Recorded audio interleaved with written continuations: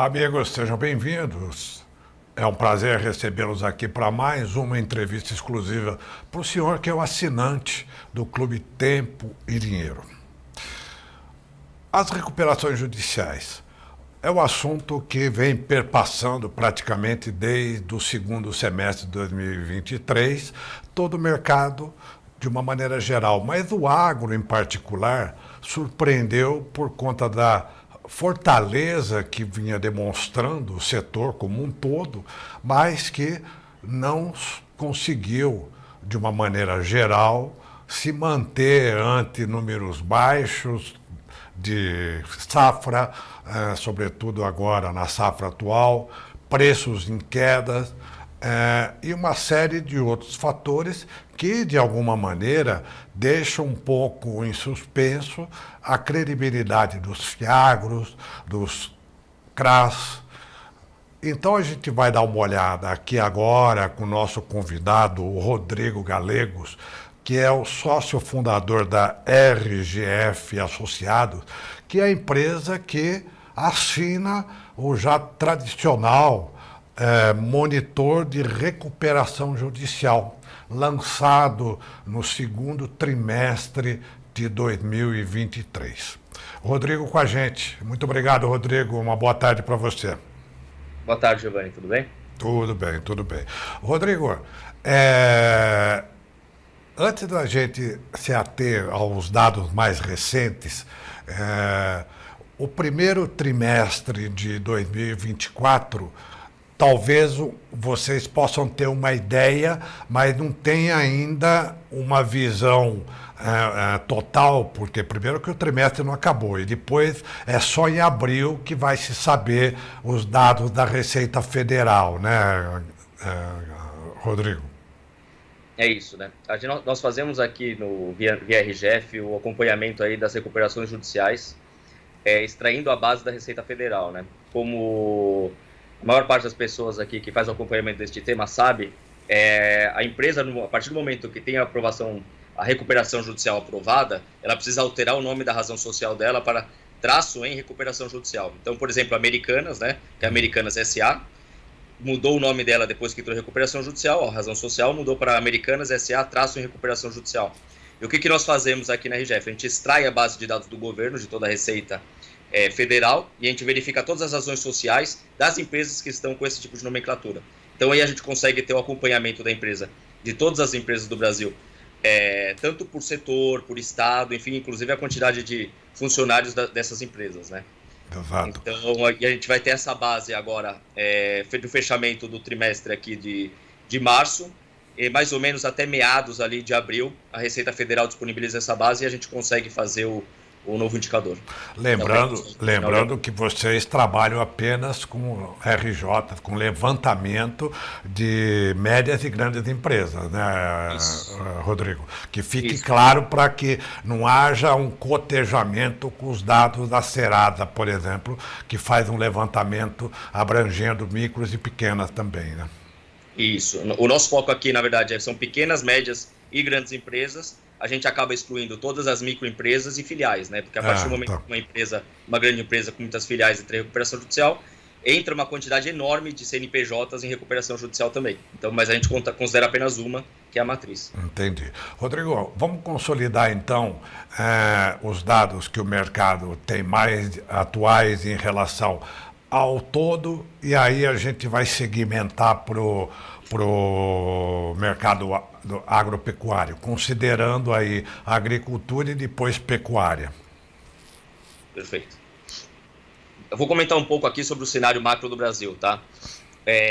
Como eu comentei, a gente avalia pequenas, médias e grandes empresas, e a quantidade de empresas que a gente tem no Brasil ao todo, nesse tipo de empresas, né, que são empresas ativas, inclusive, e só as matrizes, tá? Então, excluindo todas as filiais, a gente tem 2 milhões, mais ou menos, e 200 mil CNPJs de pequenas, médias e grandes empresas, tá? Desses CNPJs, a gente tem 4 mil que estão em recuperação judicial.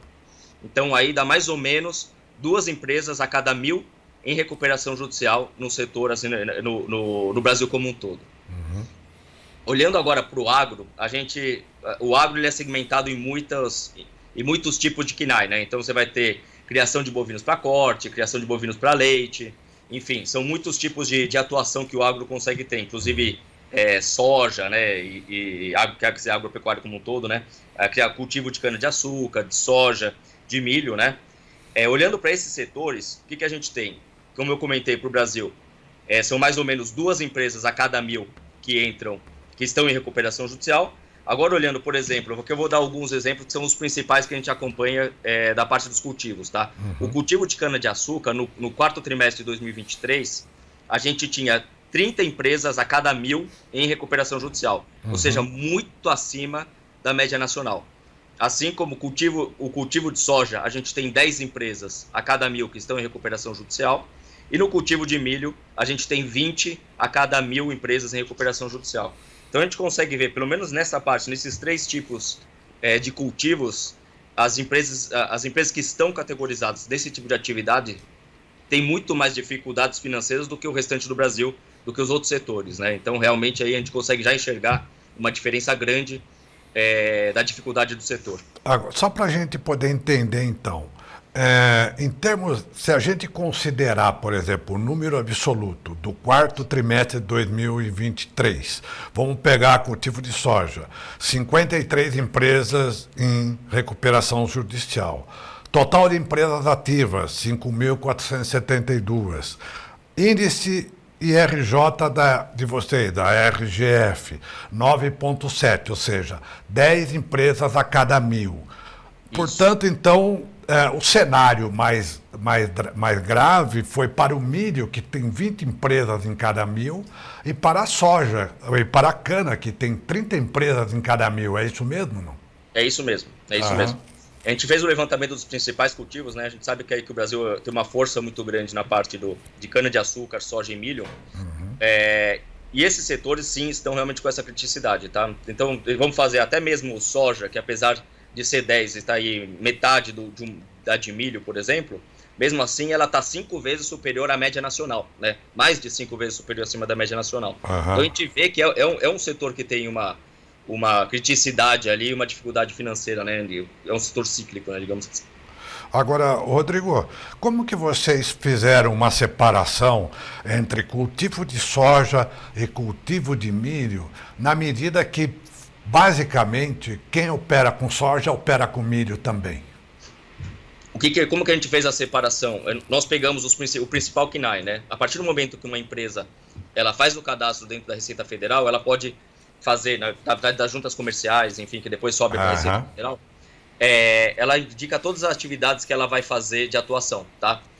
Sendo que ela tem que indicar a principal atividade que ela vai atuar, né? Então, no caso aqui, nós pegamos e categorizamos a empresa, todas as CNPJs, pelo principal KNAI que ela disse para a Receita, né? Então, pode ser que uma empresa assim faça cultivo de cana-de-açúcar e faça cultivo de milho, porém a gente vai categorizar no principal tipo de atuação que essa empresa tem. Tá? Entendi. Quer dizer, na verdade, é o que foi apontado oficialmente lá no registro dela, no cadastro dela, né?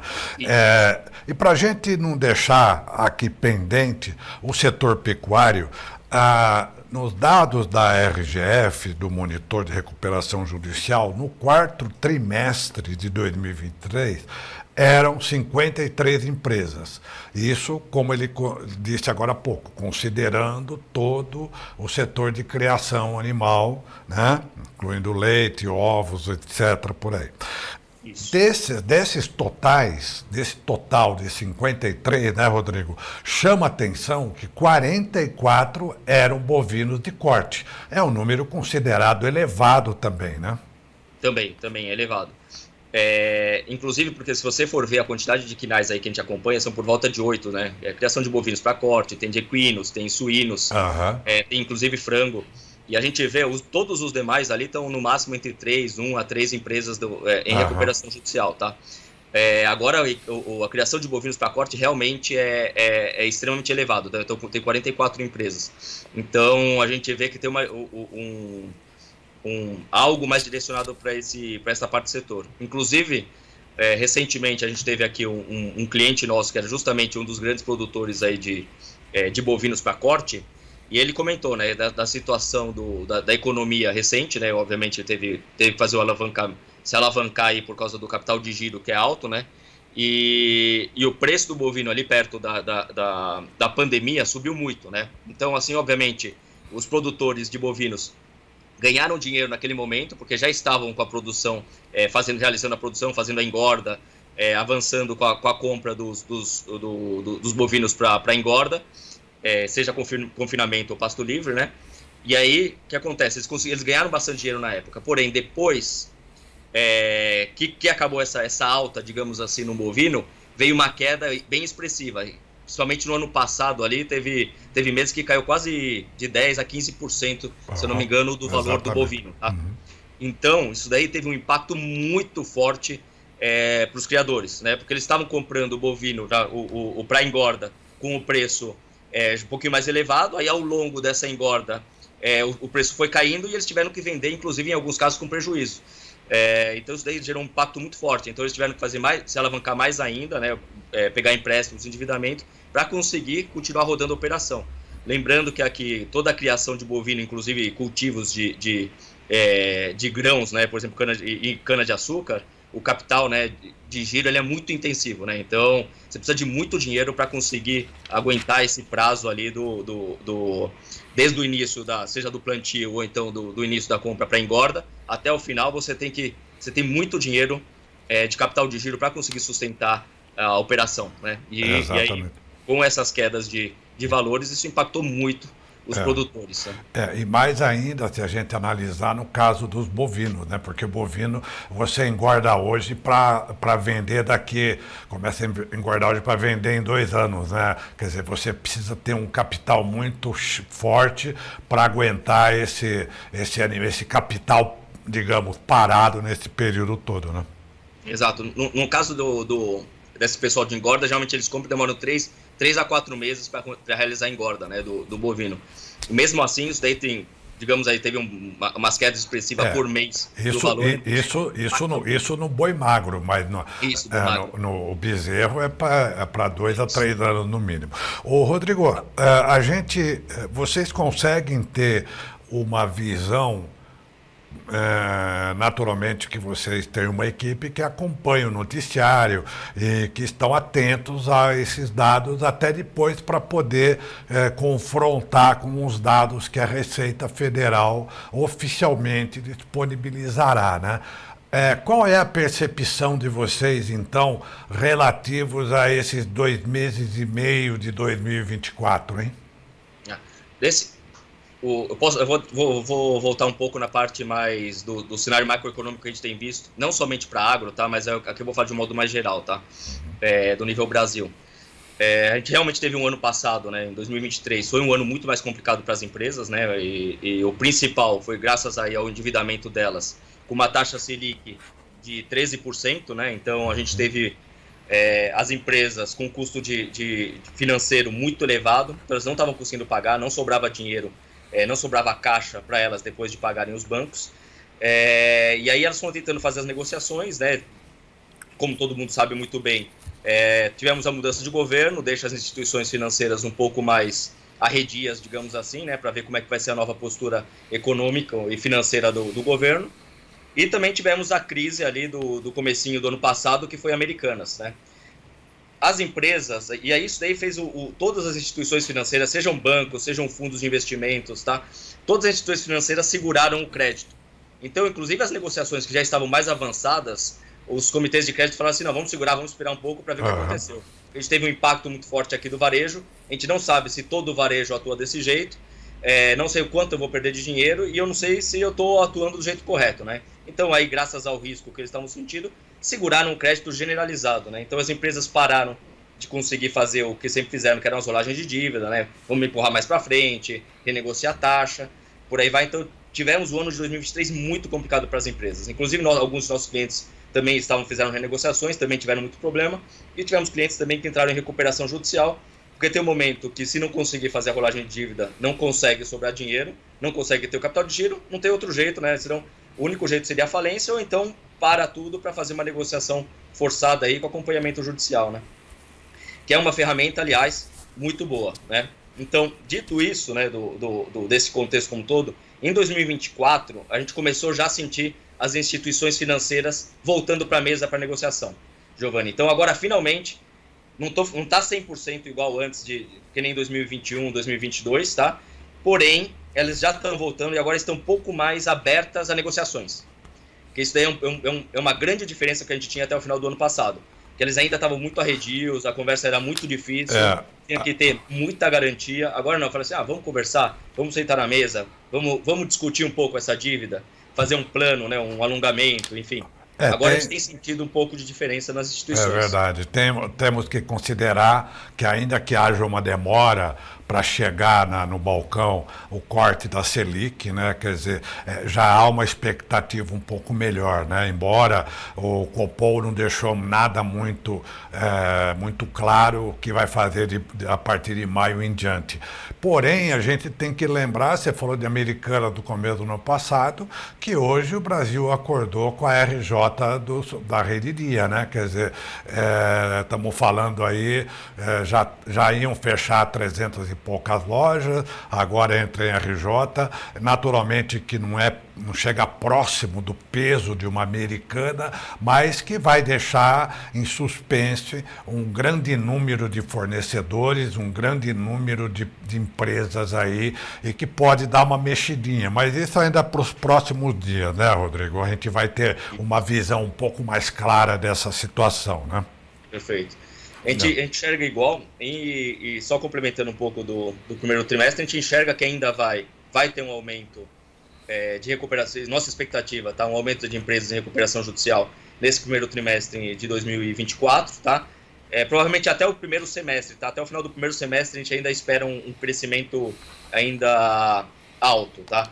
A partir do segundo semestre, graças a essas movimentações aí do Copom e tudo mais, as supostas reduções da taxa Selic aqui que estão previstas pelo mercado, a gente imagina que isso daí vai dar um pouco de segurada. Ainda vai ter um impacto na parte financeira das empresas, mas a gente vê um segundo semestre com muito mais otimismo do que a gente tem ainda nesse primeiro semestre. Esse primeiro semestre a gente ainda sente que vai ser um pouco conturbado, tá? Perfeito, perfeito. Rodrigo, antes de nós falarmos aí da questão da lei, da segurança jurídica, de como está sendo visto, eu queria que você me confirmasse um dado que a gente, que trabalha com agronegócio, a gente tem um pouco mais de proximidade.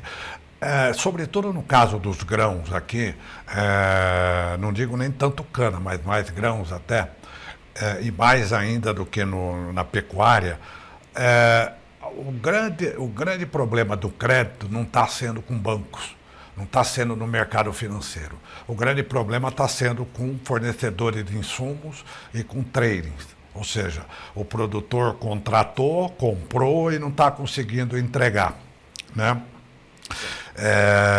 Pois bem, essa é uma característica própria do agro, né? Quer dizer, diferente de indústrias, empresas de serviços, que as RJs são muito mais em função de credores financeiros, né? Essa percepção é a mesma de vocês, provavelmente, né, Rodrigo? Eu diria, Giovanni, que é mista, tá? A gente vê dos dois casos. Você está correto, referente aos demais setores, o grande peso dos demais setores é a parte financeira, são os bancos, é o endividamento, né? As empresas acabam ficando, isso daí são os valores mais expressivos, e é o que acaba estrangulando a empresa, fazendo ela forçar a uma recuperação judicial, né? Agora, para o agro, a gente enxerga os dois lados, tá? Tanto os fornecedores, né, obviamente ali, referente até clientes, né, a capacidade de entrega do agro, quanto recentemente os grandes produtores, tanto da parte pecuária quanto da parte de cultivos, eles têm sim se financiado com grandes instituições financeiras, seja um banco, né, um grande banco que vai lá e realiza um endividamento, ou então até mesmo, que nem você comentou, eles fazem um CRA, eles vão atrás de outros tipos de fundos de investimento, agro, fiagro. Então, eles estão começando sim a entrar, eu diria que um pouco profissionalizar o crédito, né? Então, eles estão realmente indo atrás de outros tipos de captação de recursos para fomentar o crescimento deles, a aquisição de novas fazendas, aumentar a produção das safras, inclusive até mesmo mecanizar, né? Então, a gente tem visto que tem sim um aumento grande de empresas que estão endividadas com instituições financeiras agora no agro, e por causa disso estão fazendo solicitação de recuperação judicial. Eu diria que agora está meio a meio, tá? Exatamente. É que a gente lembra, quando a gente fala de CRAS e FIAGRO, a gente lembra que acabam sendo emissões de dívida, né? Quer dizer, então, de alguma maneira, também está muito mais, ainda que eles estejam, esses CRAS, por exemplo, estejam no mercado financeiro, no mercado de capitais, ainda ele tem uma característica diferente do que tomar o empréstimo diretamente no banco, né? Quer dizer, a dificuldade realmente está para quem emprestou para essas empresas. Rodrigo, nós vimos a Biov criticando bastante o excesso de RJ, segundo eles, com algumas distorções. O Serasa também falou en passant disso também. Do ponto de vista jurídico, legal, qual é a percepção de vocês? Como estruturar, como entrar, como chegar a um denominador comum para que não haja, para que essa crise, se é que podemos chamar de crise, né, ela não se alastre mais ainda? Da parte legal, referente à recuperação judicial, a gente aqui tem, isso a gente tem muito claro, divisão, tá? A gente acredita que é uma lei que está muito bem estruturada, obviamente é uma lei que está em constante atualização, né? Ela veio da lei de concordatas e falências antiga, né? Logo depois virou recuperação judicial. E agora, recentemente, já faz, acredito, na última década, a gente teve uma atualização da lei também. Então, ela está sempre, os nossos legisladores estão sempre olhando para fora, né? Olhando o que está fazendo o resto do mundo, nos Estados Unidos, na Europa, e fazendo adaptações da lei de recuperação judicial aqui. É uma lei que está muito bem estruturada e ela está sendo cada vez mais divulgada e está sendo mais utilizada pelas empresas, tá? É uma lei que é social. Isso é um ponto que as pessoas acabam confundindo. Eles acreditam que a recuperação judicial é uma lei, não, é só para a empresa empurrar pagamentos. Não é uma lei social. A ideia da recuperação judicial é fazer com que uma empresa que está estrangulada financeiramente, o que acontece? A partir do momento que ela estrangula financeiramente, ela começa a postergar pagamentos de fornecedores, começa a não conseguir entregar para os clientes, começa a não pagar para os trabalhadores, né? E por que ela vai apertando cada vez mais? Porque as empresas entram, seja os credores entram com um processo jurídico e o judiciário vai lá e começa a fazer os bloqueios na conta corrente da empresa. E isso vai limitando ainda mais a capacidade de operação das empresas. Então, a recuperação judicial vai falar assim, beleza, essa empresa está numa crise financeira temporária, isso é importante, tem que ser temporário, não dá para ser uma empresa que não tem saída, tá? Você fala assim, realmente, essa empresa não tem como chegar do outro lado, então é uma crise financeira temporária, na qual ela precisa de uma ajuda para conseguir fazer negociações, né? Então, basicamente é isso. E por que que o governo fez essa lei? Graças a isso, a outra alternativa é simplesmente uma falência, na qual aí você tem um impacto extremamente grande na parte econômica, né? Porque você tem uma empresa a menos produzindo, seja o que ela está produzindo, entregando para a sociedade. Você tem um monte de desempregados a mais, porque aquela empresa vai fechar as portas, essas pessoas vão ficar desempregadas, e os clientes, então, vão ficar desabastecidos, enfim. Você acaba impactando toda uma cadeia enorme por um momento passageiro financeiro que uma empresa tem, tá? De uma crise financeira. Então, é uma lei que está muito bem estudada, está muito bem feita, com esse cunho muito social. Então, não é algo... E ele tem um acompanhamento judicial, né? Então, a empresa entra numa recuperação judicial e aí entra com o juiz fazendo o acompanhamento junto com o administrador judicial, olhando aquela empresa. Então, realmente, tem um monte de regras. São muitas regras que a empresa precisa cumprir. Ela não pode mais deixar de pagar os fornecedores conforme ela entrou na recuperação judicial. Então, tem várias travinhas para aquela empresa a partir do momento que ela faz essa solicitação. Então, não é algo que a pessoa levianamente fala assim, vou entrar uma empresa, um dono de empresa em recuperação judicial. Não, vai ter acompanhamento, tem um monte de regras, está muito bem estruturado, né? Então, e o que a gente tem visto ao longo desse crescimento de empresas? A gente faz o acompanhamento das empresas que estão saindo da recuperação judicial também. Então, a partir do momento que elas perdem aquele status de em recuperação judicial, a gente vê o que aconteceu com elas. Então, a gente vê se elas entraram em falência, se elas continuaram operando, enfim, o que ocorreu. E aí a gente viu que mais da metade delas, por volta de 55% das empresas que saíram de recuperação judicial, voltaram a operar. Eu acho isso daí extremamente positivo. Parece aí tem que ver o copo meio cheio ou meio vazio, né?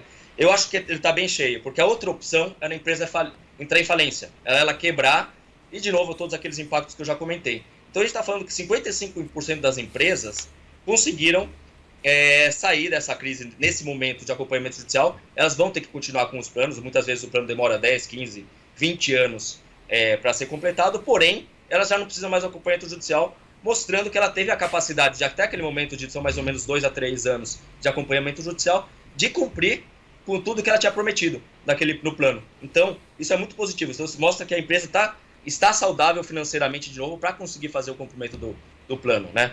Aí, entre os outros 45% das empresas, a gente teve empresas que faliram mesmo, tá? Que por volta de 20 e poucos por cento, e outras empresas que ficaram inaptas ou estão em algum outro tipo de situação que estão aguardando uma revisão do governo, tá? Então, não necessariamente faliram ainda, né? Mas aí estão em outro tipo de status na Receita. Mas 55 voltaram a operar normalmente.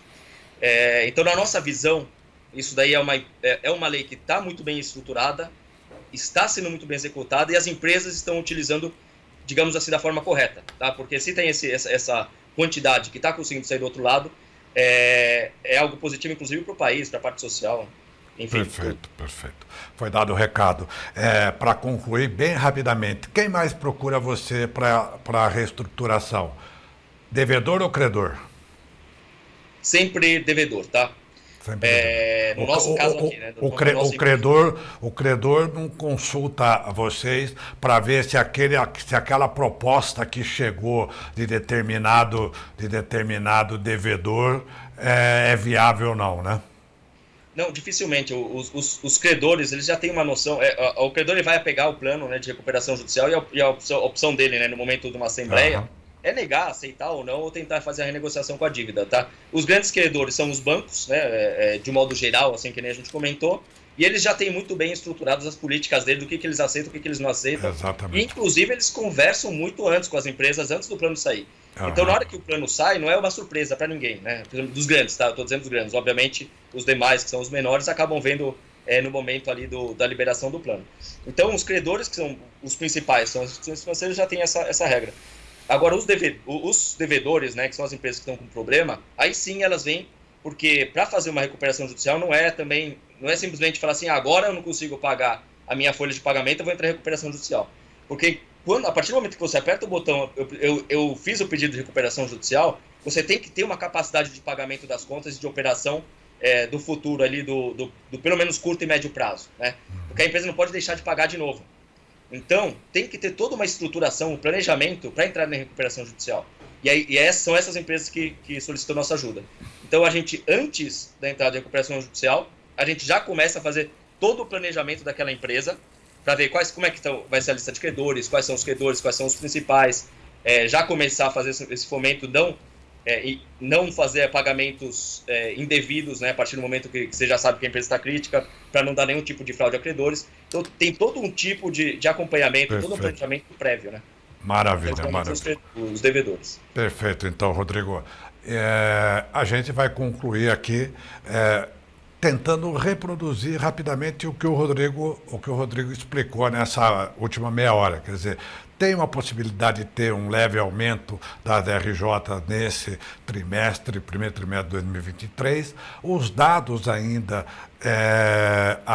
que do ponto de vista do agronegócio, e olhando apenas a soja, ainda que em número de participação por 1.000 empresas, ela está menor, a soja em número de RJ é menor do que cana e menor do que milho. No entanto, ainda tem um volume muito grande na comparação da média nacional, né? O Rodrigo também destacou também a favorabilidade que é a lei das RJs, ou seja, ao invés de só criticar, como a gente tem escutado, os grandes credores, entre os quais do agro, falando do excesso de RJ, tem que ser olhado pelo contrário, que é justamente o que as RJs favorecem do ponto de vista, até do ponto de vista social, tendo em vista, inclusive, que tem uma série de regras e não é assim uma coisa, uma brincadeira, vou sair, vou para o parquinho hoje brincar e vou pedir RJ, não é? É isso mesmo, né, Rodrigo? Muito obrigado por sua presença aqui conosco, então, tá bom? Eu que agradeço, Giovanni. Até mais, até uma próxima. Até mais, tchau, tchau. A nossa entrevista exclusiva de hoje fica por aqui. Amanhã a gente está novamente no ar. Muito obrigado.